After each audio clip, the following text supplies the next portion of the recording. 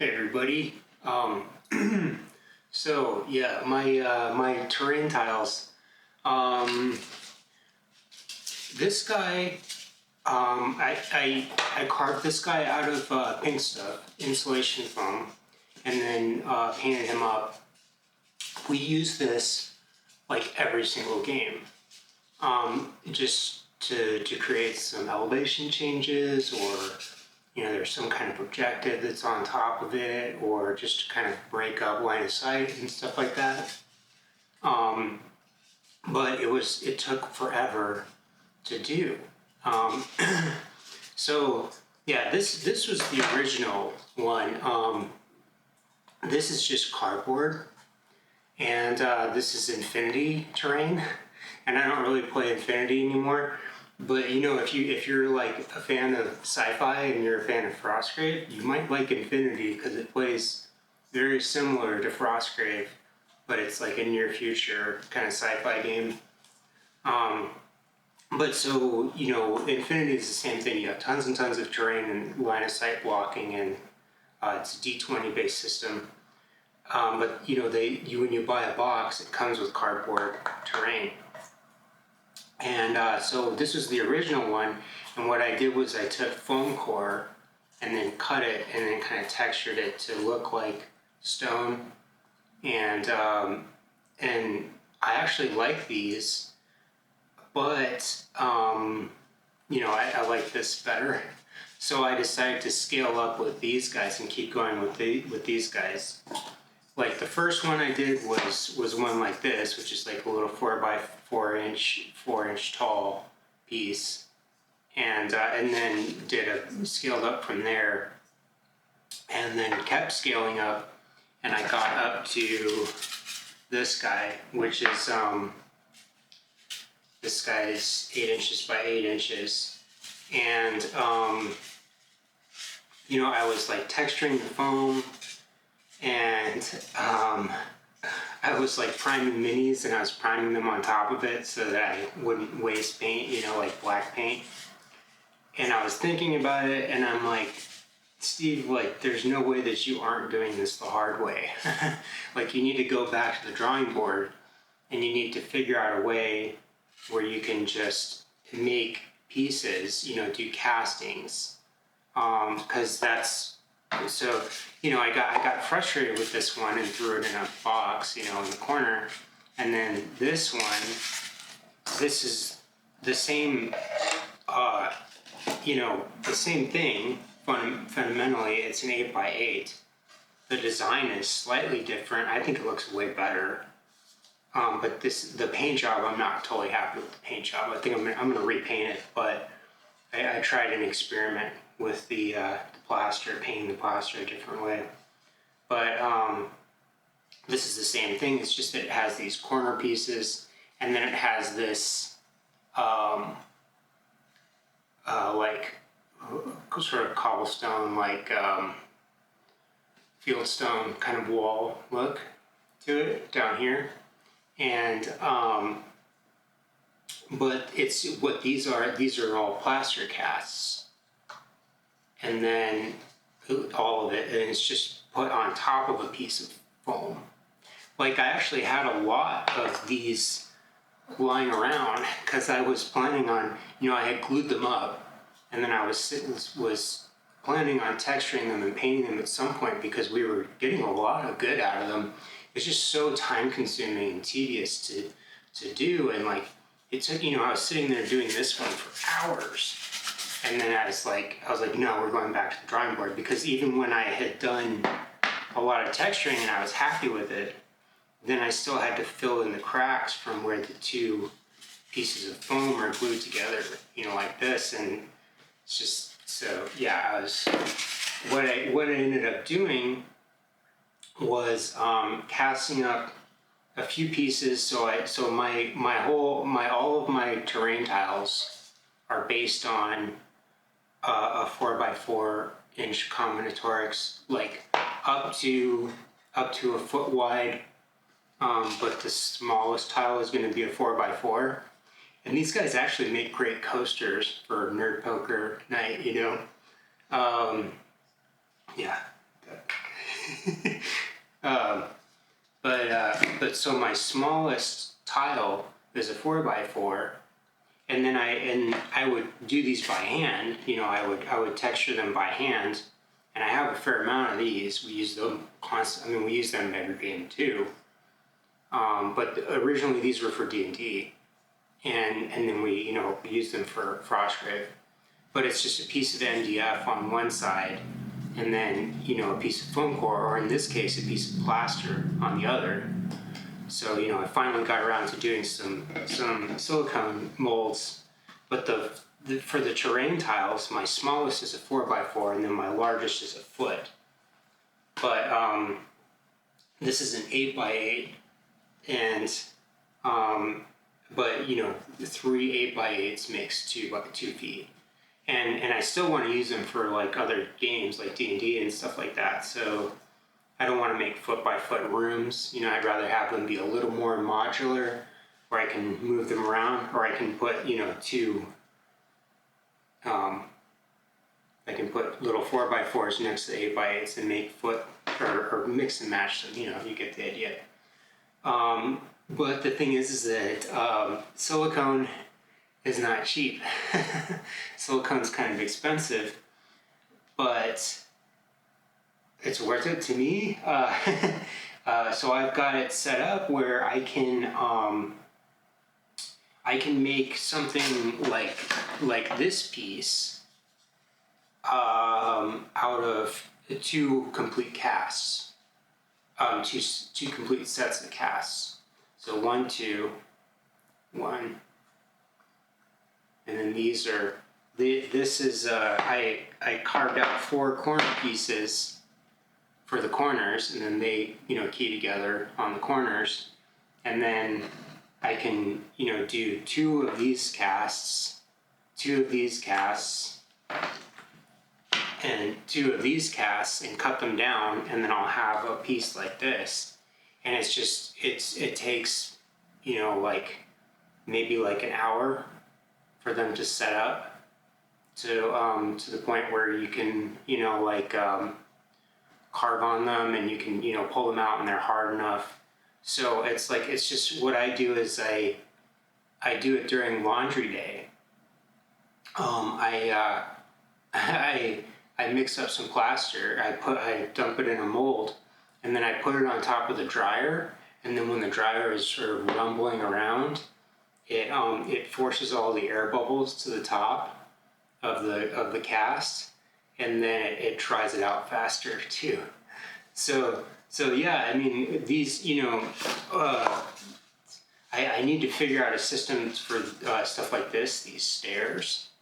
But like I can just sort of bang these out like an assembly line, and just do it during laundry day.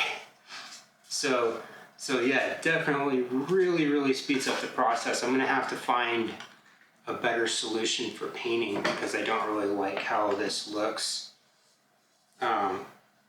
There's like little sort of splotchy spots where the plaster didn't soak up paint, and then it's also very light. Like it's a little bit too light for me. I want it to be a little darker, because the rest of my stuff is, I primed it black, and then I painted it, went on top of that with other colors. So these are much darker, and I want them to have a consistent look. So, but I think I'm just going to paint them the way that I would normally do it. I'll just prime them all black and then work from black. But since I've gotten into the habit of recording everything for vlogging purposes, you get to see all of my successes and failures along the way towards getting to these. So first off, what I tried was I have like a drawer where I kind of keep stuff like scrap pieces of foam core and just different stuff like leftovers from other projects.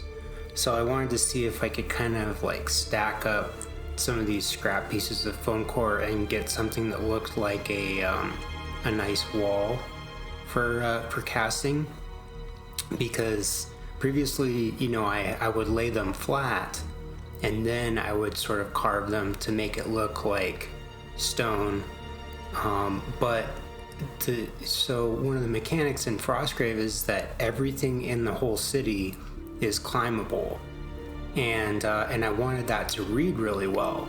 I wanted it to read like that you could get some kind of foothold into every single piece of wall, because everything is so ruined in the city. It's just treated like difficult terrain where you can spend, double your movement to climb on it. So I thought I'll just take my time and I'll get something, I'll spend the time to carve something make a nice detailed piece out of foam and then cast that. And if it doesn't cast, then, oh well.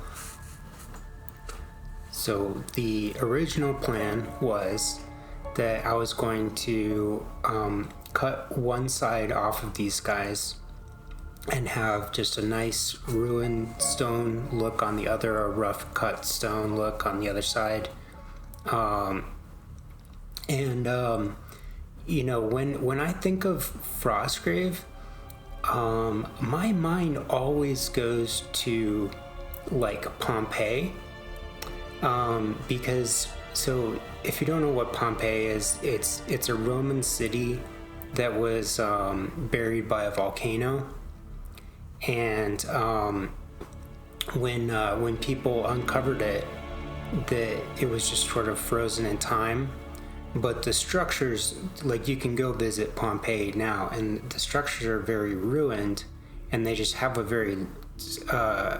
they have a look to them like they've been buried for 1,000 years, which they have been. And so I always think of that when I make Frostgrave terrain. So I wanted these to look like Pompeii, and so I was using that kind of for reference. And so yeah, it looks good, like I'm happy with it, but the hard part was gluing them down, figuring out a good system of gluing them down and sticking them together to actually make the wall. So what I ended up doing, because the idea of gluing everything down to a piece of parchment and then having it somehow magically equal the size that I needed, like, I knew that wasn't gonna work. So I went back to the drawing board again. So I cut out a piece of foam core down to the size that I needed. And then originally the plan was to make multiples of these. So like some of my walls in my my modular terrain are 4 inches tall. So I thought, okay, well, I'll make one that's like 4 by 10, and then if I want to, I can throw some corners on it, some little 1-inch corners, and then make it a foot. So like I was like, okay, well, I'll make one that's like 4 by 10, I'll make and then some smaller ones. And by the time that I was done with this ended up being a 2 by 10 piece. I was like, I do not want to do this anymore. So I used a texture roller. That was one of the things, that was one of the steps that how I got to here. When I used the texture roller, I thought, well, it doesn't read like anything that's climbable. Like, it does make a kind of nice looking stone wall effect if you cut into it and texture it and stuff, but it doesn't look readable. I mean, it doesn't look like something that you could climb at all. It just looks like sheer, stone wall. So, I was just kind of using that as like a guide to kind of see like where I wanted to like pop in the little pieces.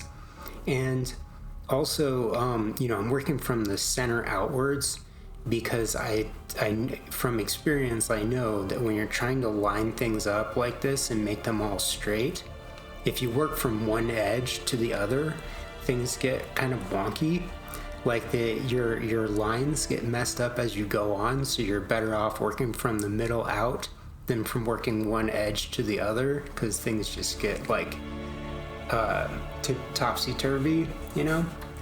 So yeah, this piece gets cut down to a 2x10, and you know it worked out in the end, but you get the idea. There's a lot of trial and error here. So yeah, back to the drawing board again.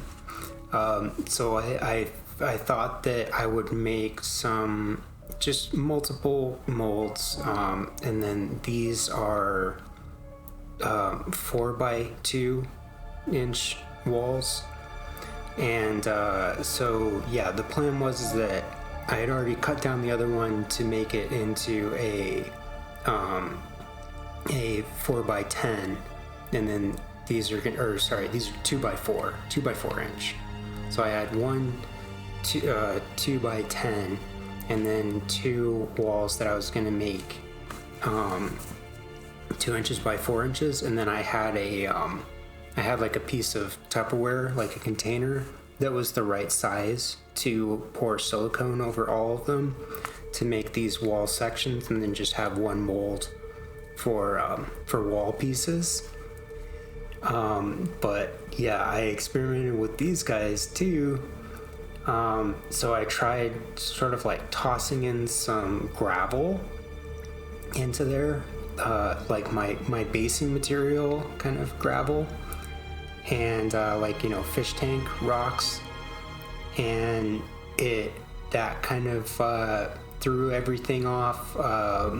And then I kept going with that, and at first I was using PVA glue to stick everything together, and the PVA glue, it just takes forever to dry, and you know, it does have a long working time, and it is water based, which is nice because you can't really glue it to your fingers too well. But yeah, that did not work out either. So eventually I switched to the hot glue gun, and you know, the aquarium gravel does look good. Using it as the little rocks for the sides, but one thing that you can do with foam core that you can't do with aquarium gravel is you can cut the sides off of it and get like nice sheer looking walls. And I didn't want to have a whole bunch of wasted material every time I cast. Like, I looked at different molds and stuff, like Woodland Scenics. I thought for sure, you know, like somebody like Knock or Woodland Scenics, that they would have like some kind of a stone wall mold thing for model railroaders. And if you don't know, there's a couple of scales of model railroad that are very, very close to heroic 32 millimeter scale, and it's S scale and O scale, and even HO. HO is half of O scale, and it's the most popular model railroad scale. But I thought, well, surely like Knock or Woodland Scenics, they've made something that I could use as a mold, and no. So, you know, that was the step before this. So I tried that too. But yeah, I ended up tossing these guys out because I just wanted everything to have a consistent look. I didn't want it to look like my edges were, you know, cut off, and then the middle, like I didn't want it to read like foam core. I wanted the edges, like everything, to read like the same type of rock. So I finally finished one whole wall, and then, you know, just did the whole thing out of foam core. I mean, there's like a little bit of the aquarium gravel in there, and you can actually see it in the final product, like in the mold. But, you know, one thing that's really nice about foam core is that you can carve it up. You know, you can cut it off when you need to and get hard edges, and then when you pull it apart, it looks very much like stone. So But yeah, I had a nice consistent looking wall that I was happy with, finally. And one trick to like texturing, not just texturing, but if you have like stringies from a hot glue gun, and then this works on 3D prints too. If you have little stringy parts like on your 3D prints, you can just hit it with the hot glue gun, and it will it'll add some texture to like foam, stuff like that, by sort of sealing it, and then it'll also get rid of all of the stringies. And then I put some spackle filler into the cracks, and there's a couple reasons why I want to do this. And so for one thing, I want to have some sort of grout that's popping out in between the rocks. I don't want them to look like they're just sort of resting on top of each other. I want them to look like they have some concrete in the middle of them. But also, I don't want too severe of undercuts for the mold, because when I make the silicone mold, if it grabs onto the foam core too much, it's just not going to make a good mold. I want all that texture, but I don't want like severe undercuts and things like that, because the molds will deteriorate over time.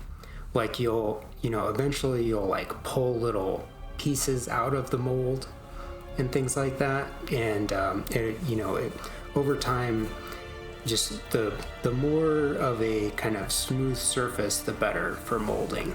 So I just want to make the mold last as long as I can by sort of filling in some grout lines. And this is the Tupperware kind of container thing that I had that was the right size for these. And since I ditched the other two smaller little rock molds, I ended up just sort of gluing some sides onto this one to save some silicone. And I'm using Hobby Lobby silicone. So yeah, I mean, silicone is expensive. If you want to get the good stuff, get Smooth On. Smooth On 1030. It's like Umu is the Smooth On. It's the one that everybody just really likes. And this is a pourable silicone. And the reason why I'm using this one is because I can use a 40% off coupon on it at Hobby Lobby, which makes it a lot cheaper. So normally these little guys, like the size that I'm holding, I think that they're like $20 at like Hobby Lobby, but if I use the coupon, then that brings it down to 12 or whatever it is. And then while it's curing, I just plop it on top of my dryer and let it do its thing. So yeah, it really helps to when you're doing your molding, you want to do something to get rid of the air bubbles, because any air bubbles that you put on your piece are going to be permanent.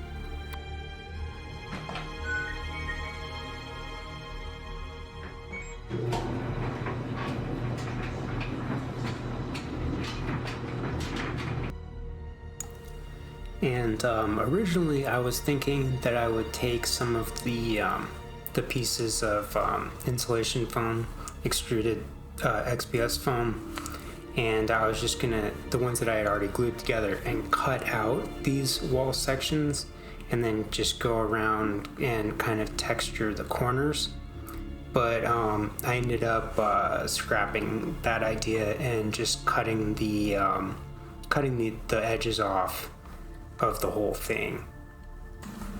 So I set the wire, my little fence on my hot wire cutter to cut off a slice off of the pieces that I already glued together that were already like 10 inches by 10 inches.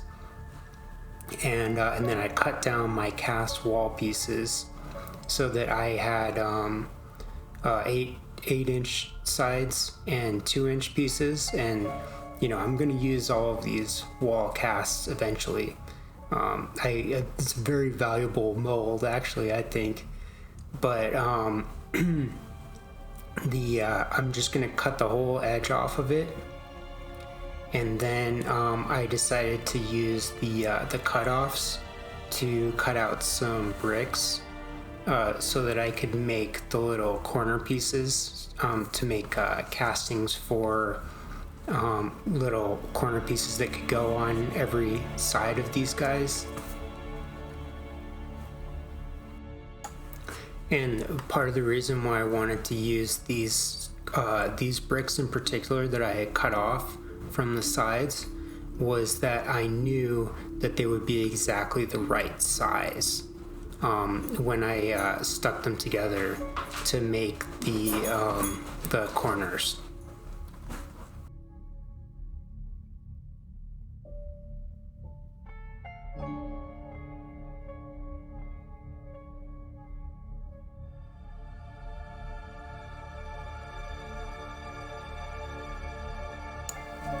So I just made some little corner size bricks that were the right size, and then I'm gonna texture those up and make a mold of those for my corners. And this is the part that really slowed me down, was the corner pieces, because the other casts it just happened really quickly. I was always short on corner pieces, so I ended up doing something else with that later too. So to make my mold, what I'm gonna do is I'm gonna take a piece of packing tape, and then I'm gonna stick them down on the flat side, and then I'm gonna do a mold for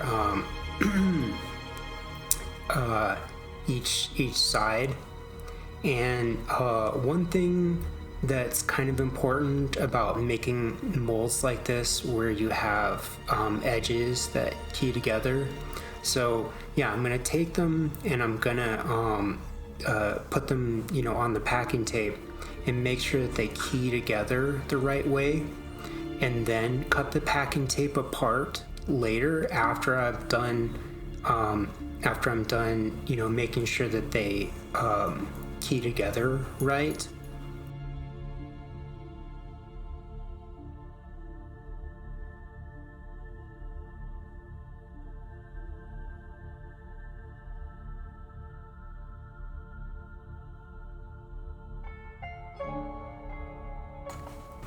Next, I just found a little, blister pack thing. I'm not sure what these came with. I think it might have been a set of dice that I had, but they were like, this is the right size. So yeah, I'm gonna hot glue them down on the side with the packing tape, the flat side, and I do want to glue them because these guys will float. I don't want them to float up in the silicone while I'm trying to cast them. And you don't really have to worry about getting the edges too much. That's part of like the mold cleanup later, is where you just sort of cut off the little parts where it spills over the edges. But I do want these to lay like totally flat.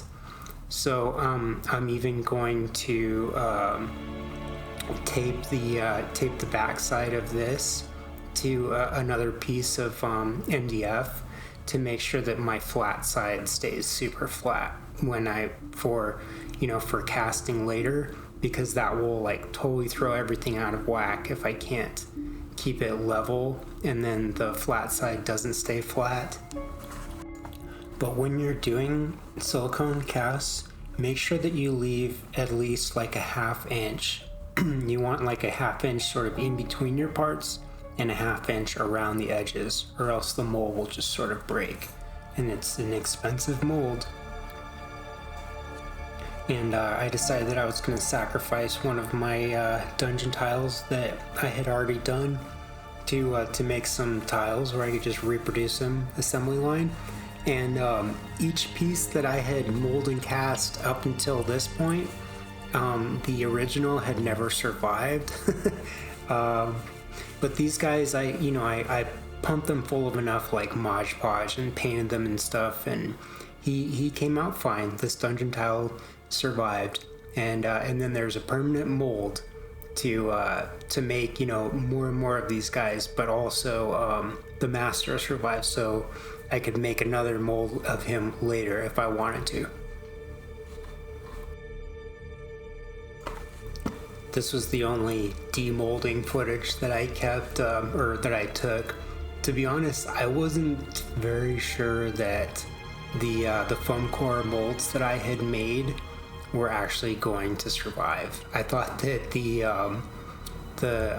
foam core was just going to either degas something weird, you know, into the silicone and make a bunch of air bubbles, or it was just going to cling to the silicone and not come out.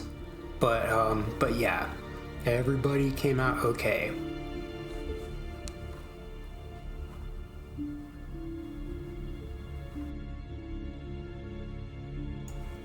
And I just used like a little pair of kind of like I don't know, I guess these are like personal hygiene scissors to clean up the edges. But the important part, so when I pour plaster into these guys, I'm not going to pour it all the way up to the edge.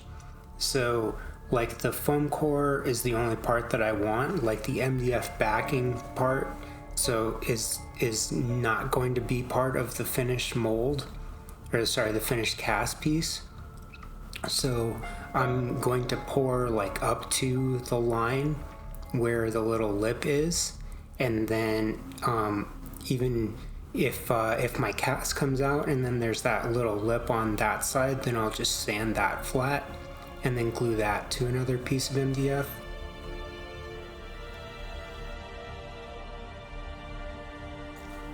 But yeah, finally time to cast some plaster. So I use a strong casting plaster. I don't really bother using like a dental stone or something like that that's really, really tough, because, you know, if you drop these guys on the floor, they're gonna break. So the shipping on buying dental stone itself is not that expensive, but the shipping is. So I'm just using casting plaster that I got from, you know, art supply store. And I have some of my little Woodland Scenics rocks molds around just for any excess plaster. And I like to use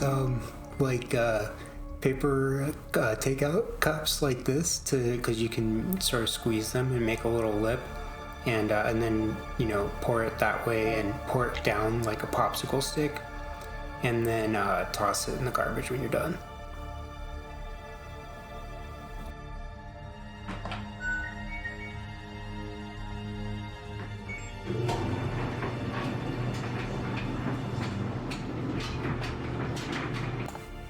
And success! I have a bunch of molded and casted pieces ready to go to make these guys. And yeah, my method for gluing them on changed a little bit too while I was doing this. At first I was using the hot glue gun, and then I was using a Gorilla Glue, which is a foam based glue. So I was using the hot glue gun to just kind of tack the guys the sides on, and then the Gorilla foam glue takes a really long time to cure. It kind of sets up in like 3 hours, but it takes 24 hours to actually cure. And then the whole time that it's setting up, it's just, you can kind of move them around, and then the foam like expands and sort of comes out of the sides and stuff. It's not ideal, but you can cut it on a foam cutter later if you're gluing two pieces of foam together, and it won't melt foam. And when I could, I was even using a set of C-clamps to just clamp it down so that it wouldn't move around. But obviously on the bigger pieces, unless you have a big set of C-clamps, it's not going to work. What I ended up switching to later though was using a silicone based glue, and you could use Loctite, makes a good one, Stick and Seal, or E6000 I think is another really good one. And this stuff is really strong, and it's really sticky. So it's a silicone based glue, but it's the type of stuff that people would use to glue jewelry together, or to glue tile onto a wall before they put the grout in. So strong stuff, and it's foam safe. So time to scale up again. I decided that I was going to keep going with these, and I was just going to make some big molds. So yeah, I wanted a mold of one of my 8x8 tiles, which they're super useful. If I had a bunch of these guys, I could use them. Well, I could use them as toppers for big pieces, but also they are great dungeon tiles or Frostgrave tiles, which is they're very time consuming to make if you make them with a good amount of detail like this one. So I'm gonna cast this one too. It's gonna cost some money in silicone, but it's worth it. It's totally worth it. And this is my new favorite tool. I got this thing at Walmart, and it's just like it's for cutting fabric, but it makes super fast work of cutting down things like foam core, or like cardboard and stuff like that, like other kind of materials that I make stuff out of. It's pretty awesome, pretty cool tool. So yeah, time to buy more silicone. So one cool thing about silicone, pourable silicone in general, is that silicone sticks to silicone very well. And fun fact, every mold that I've ever made out of silicone that I don't use anymore has been recycled into another mold that I still use. So if you have any silicone molds lying around, you can chop up the pieces and use them to stretch out any more silicone that you use. Just make sure that you pour silicone first, and then kind of sprinkle the chopped up pieces on top of the stuff that you've already poured, because you don't want to put the pieces down on your piece that you're molding and then pour the silicone around it, because it can obscure the detail of what you're casting, So in fact, like, the smart way is to put them around the edges in the spots where you want to fill them in, and then pour in thin layers over the areas where you want to capture the most detail. But the Gorilla Foam Glue is still kind of my favorite stuff for when I don't have to worry about things sort of sloping off of the walls. You can see where I glued some pieces and then they just kind of came loose while it was curing.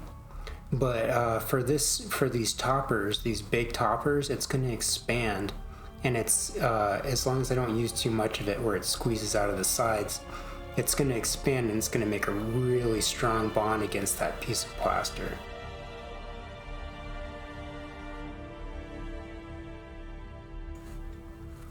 And to get around the edges, in the little cracks and stuff, I'm just going to use some more of the little filler spackle paste.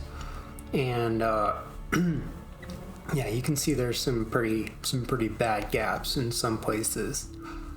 But I'm just going to use a little putty knife, like a trowel thing. Well, it's a palette knife. What I'm using is a palette knife, and then some little sculpting tools to just kind of shove that into the cracks to get that sort of Roman concrete look for my Pompeii ruins. So yeah, here's some super sick turnaround footage of the finished, the big guy, the one that got painted. I'm not going to put any painting in this video. It's already a long enough video and I'm not really happy with this paint job. I'm going to do something darker. I'm just going to repaint it.